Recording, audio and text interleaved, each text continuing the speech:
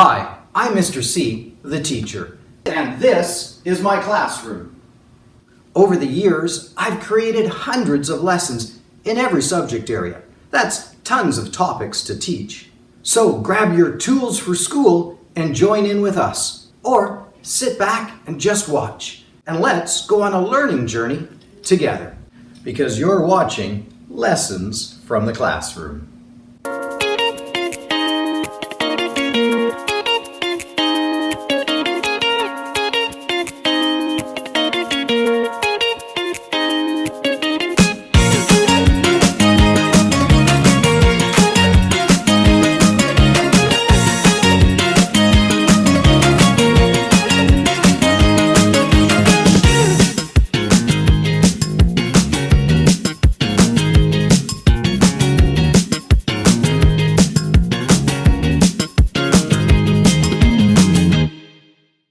Well, let's take a look at what the topic for today's episode is going to be about.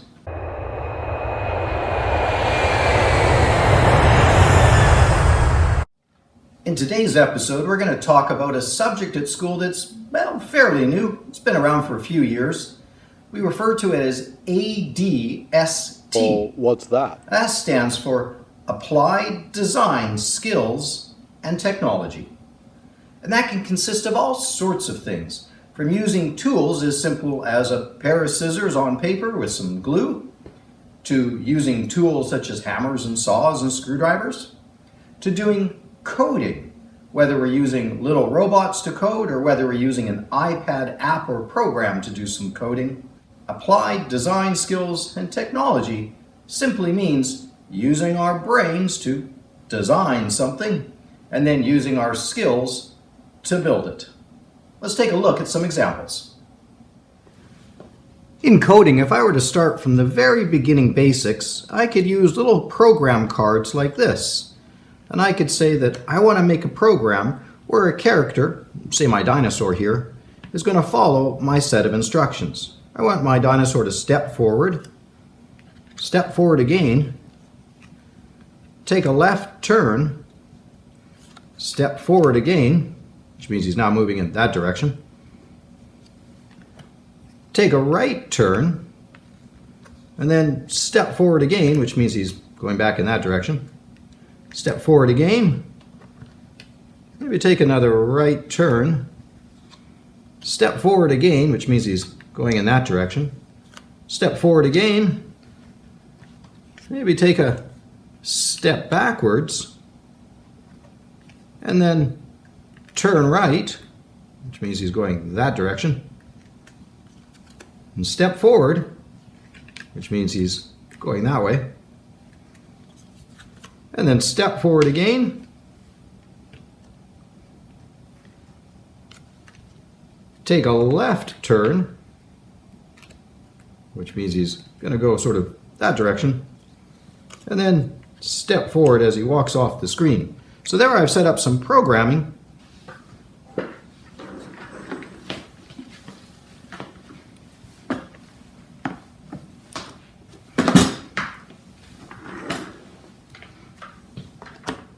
So here I've set up a program using very basic code.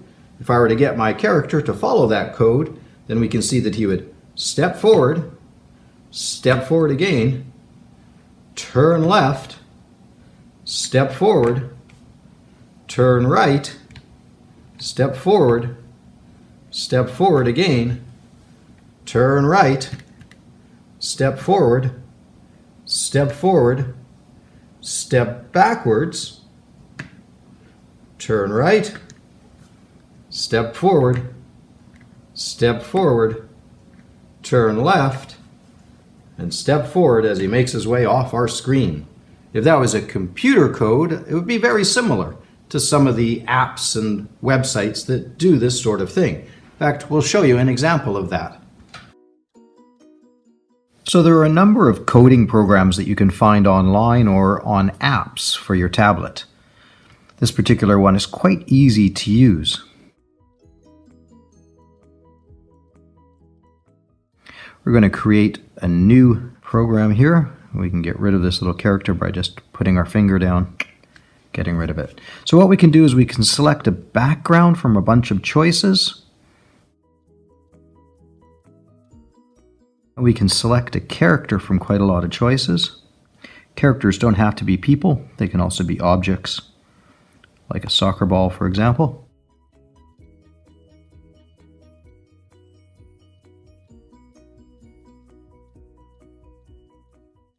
And when I tap on a character, it highlights it and it puts the character down here at the bottom of the screen. And then I can just simply drag and drop different pieces. I can also change the number for how many steps the character might take.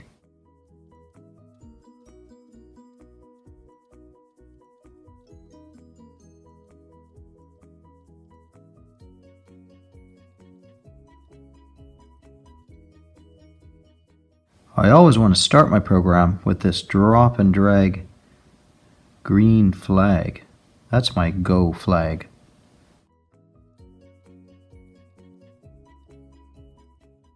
I can also split my coding apart as well.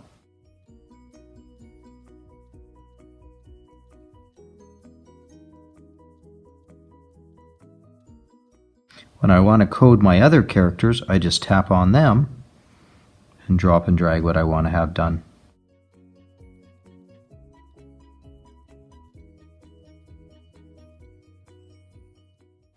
Now anytime I want to test out my program, I can simply hit the green flag and see what everything does. I can also enlarge in the picture as well.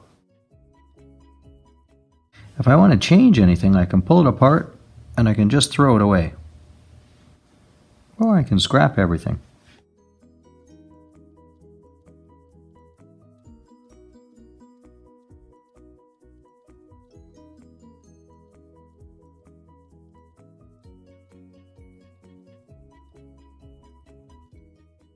So if I look at my coding for my fairy, when I hit the green flag, she's going to move 4 steps forward, say hi, stop, wait 10 seconds, move up screen for 2 paces and shrink. Then move up screen for 2 paces and shrink, move up screen for 4 paces and shrink. I've given some shrink codes of 2, 2, and 4. So hopefully what it'll look like is she's walking off into the distance. At the same time, I've also got Cat doing exactly the same. I want to add a second background. So I'm going to tap here, and I'm going to get rid of our cat for the moment. Choose a background. This time I'm going to choose a city scene. And now I'm going to put my 2 characters in there. Make my character quite a bit smaller. So I want my character to start off looking smaller. Of course, I always need my green flag to start. I'm going to get my character a little bit off screen here too. And I want my character to walk maybe about 6 paces. And then to go a pace in. I'm trying to get them to maybe come to this door or this door and then look like they're going to go inside.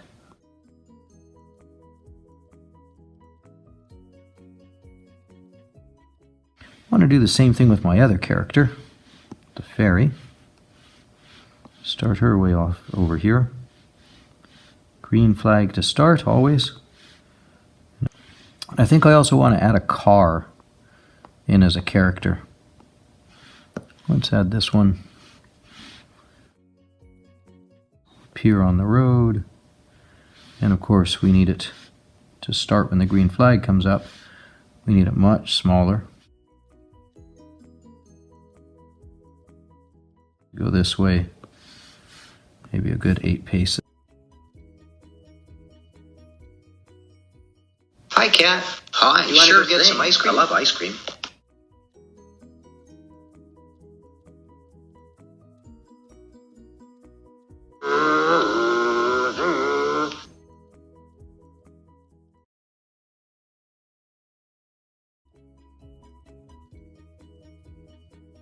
Bit of a video going, but it needs some more work. We can see how doing some basic coding will give us an animation. All right, let's have our B-bots put on a dance performance. In order to do that, we want them both to move at exactly the same way at the same time. So we have to do some careful programming using our grid. Let's say we want them to move forward 1 square. And then turn. And then move forward. Let's get a little bit of music going. Now let's watch them dance. 3, 2, 1, go!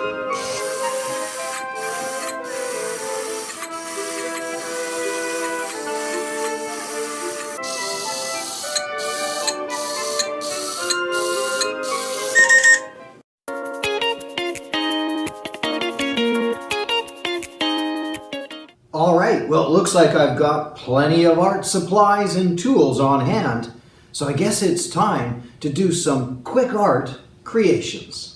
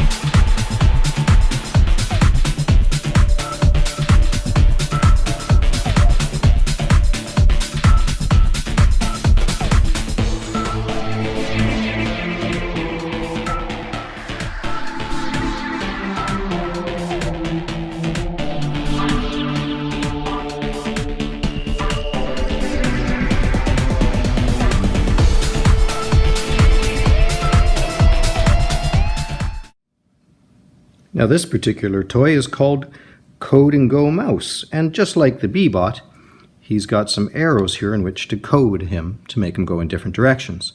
But he also comes with a track and a few other obstacle things to put on the track. Let's quickly build up a track and we'll show you.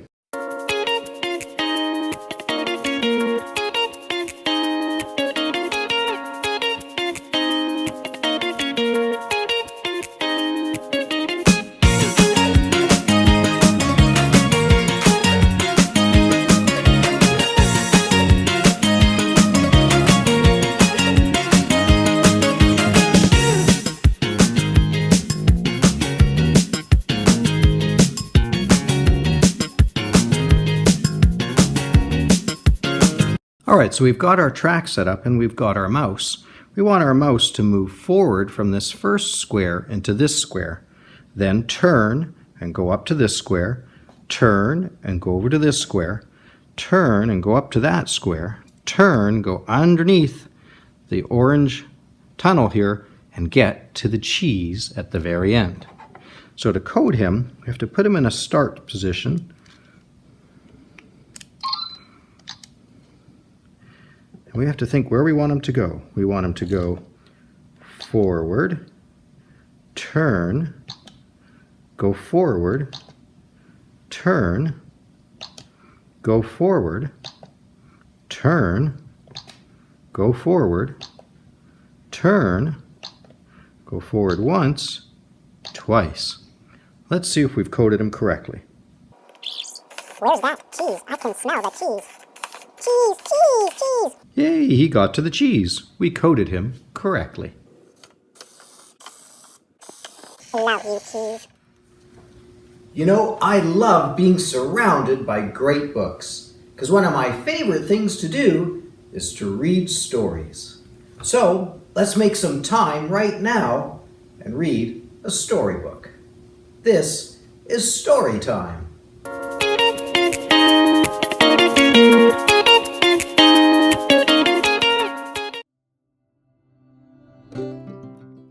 The Most Magnificent Thing by Ashely Spires.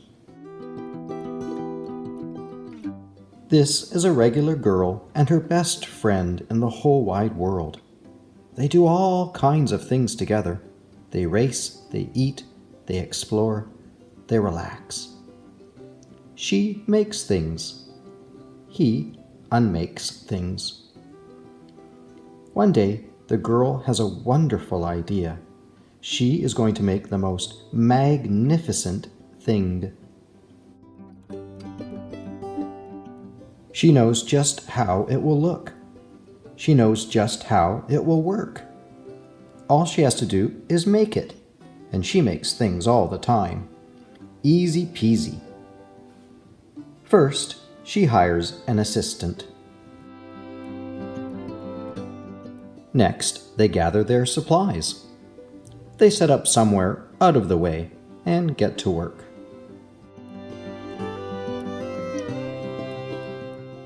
The girl tinkers and hammers and measures, while her assistant pounces and growls and chews.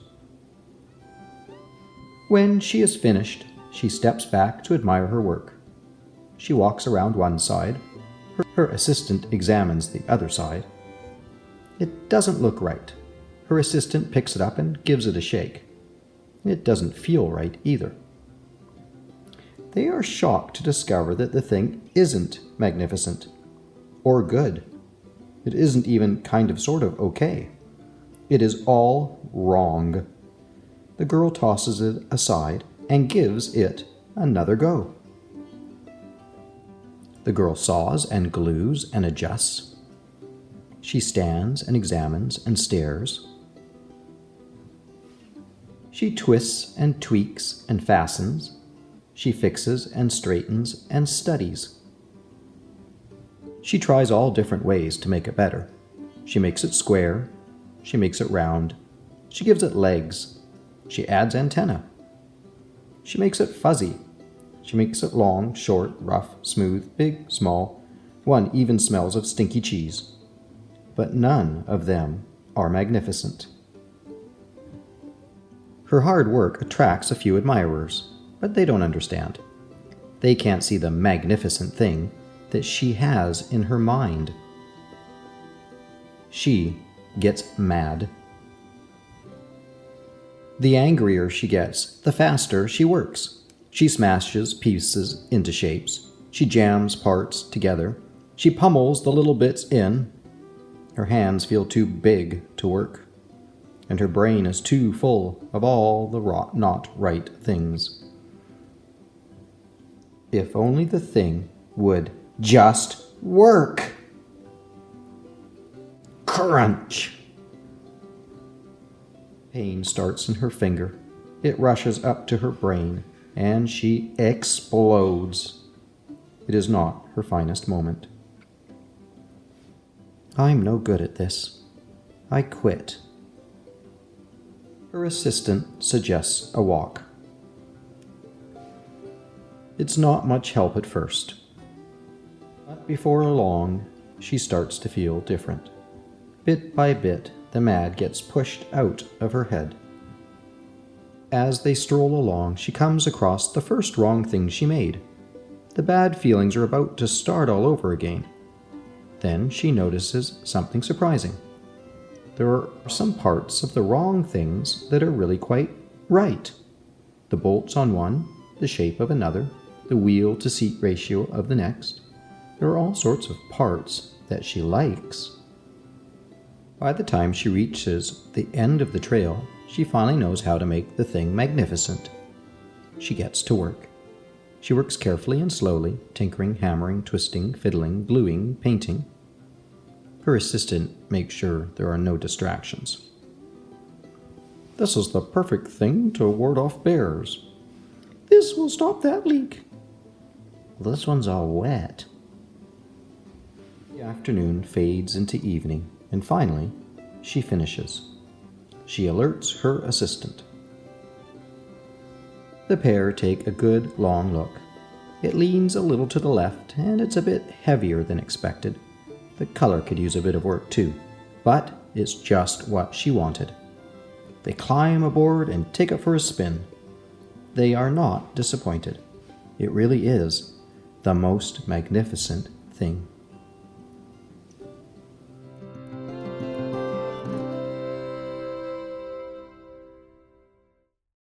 In this coding game, we've got a little wooden robot known as Cubetto. He has some wheels. And we have a coding board or programming board.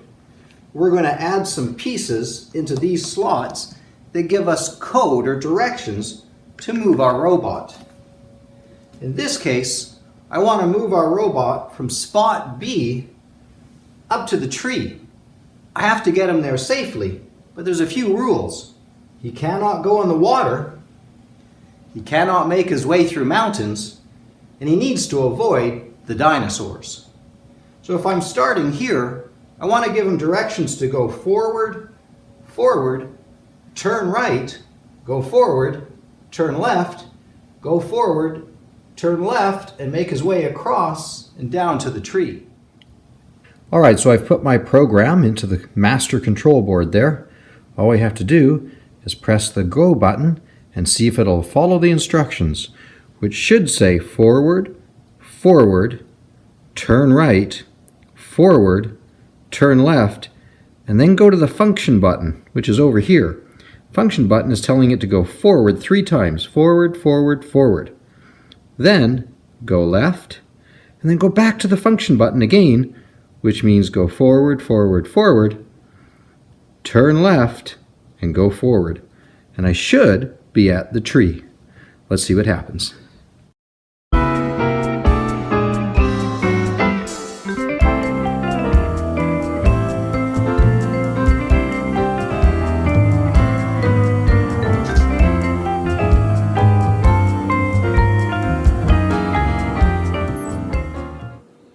Another great device for applied design skills and technology is something like a marble run.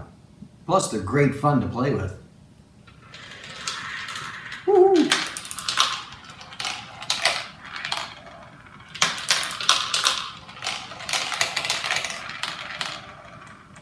Oh yeah!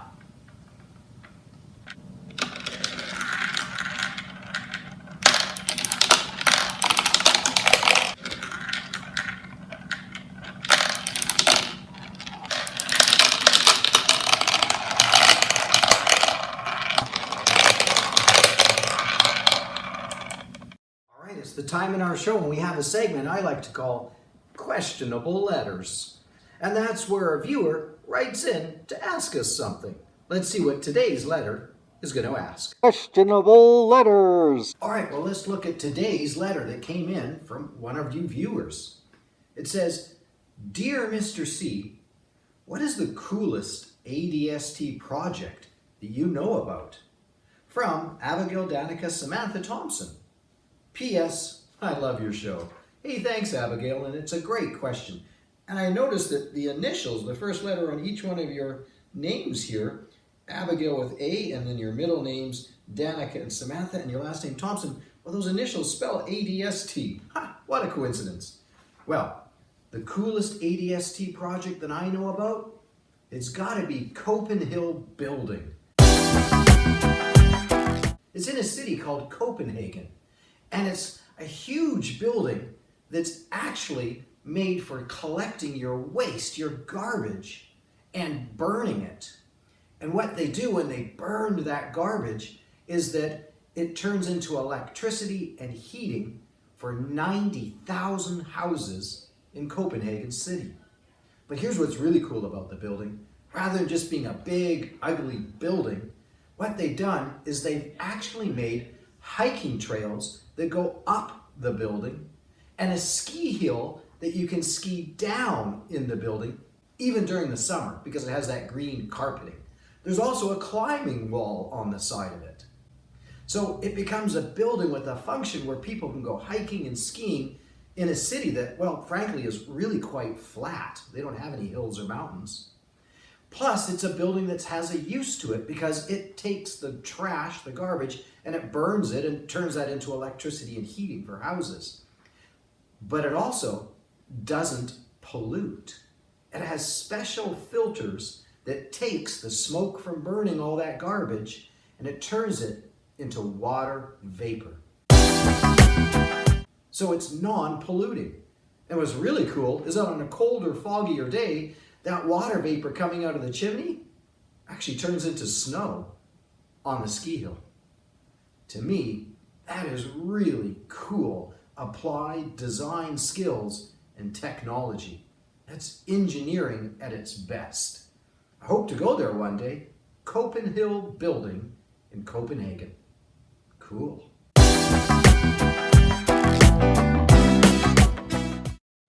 All right, Mr. C here. These students have been involved in a bit of ADST in making something that we call gravity cars. It's regarded as a classic, a real beauty. So let's talk a bit about your gravity cars. And well, first we gotta let them know what does ADST stand for?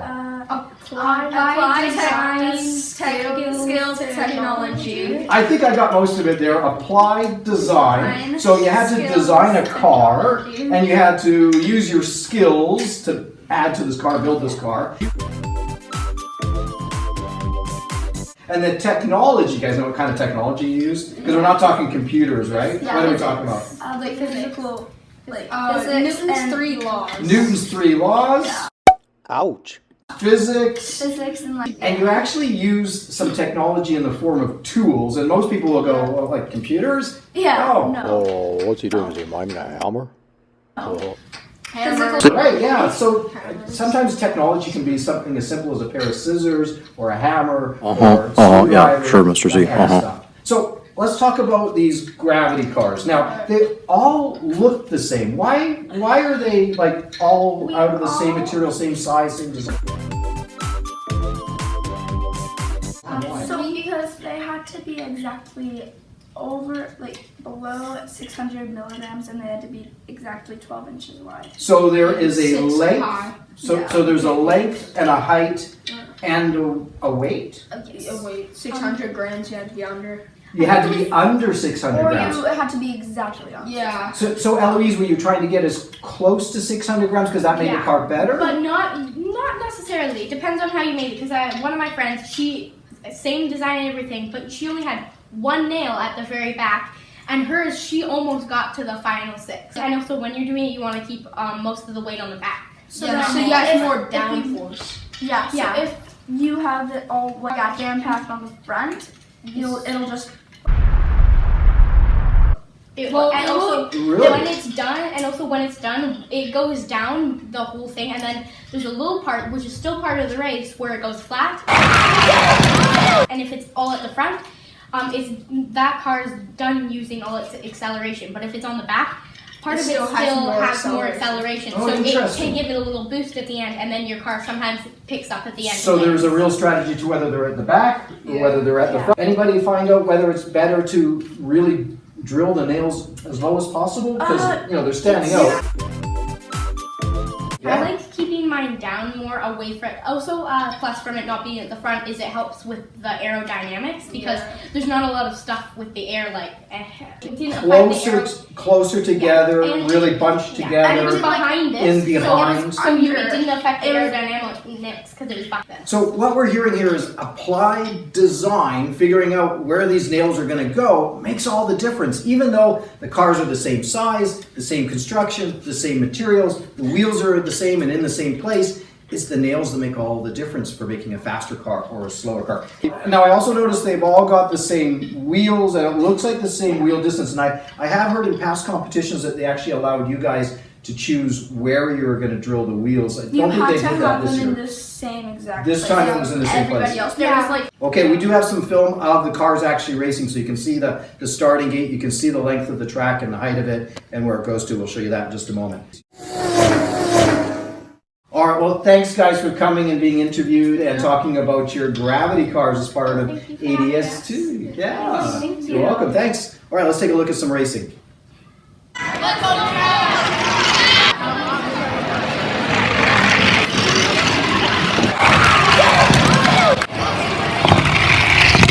Well, thanks for joining me, and I hope you learned something new and had fun doing the lessons. Join me next time on another episode of Lessons from the Classroom.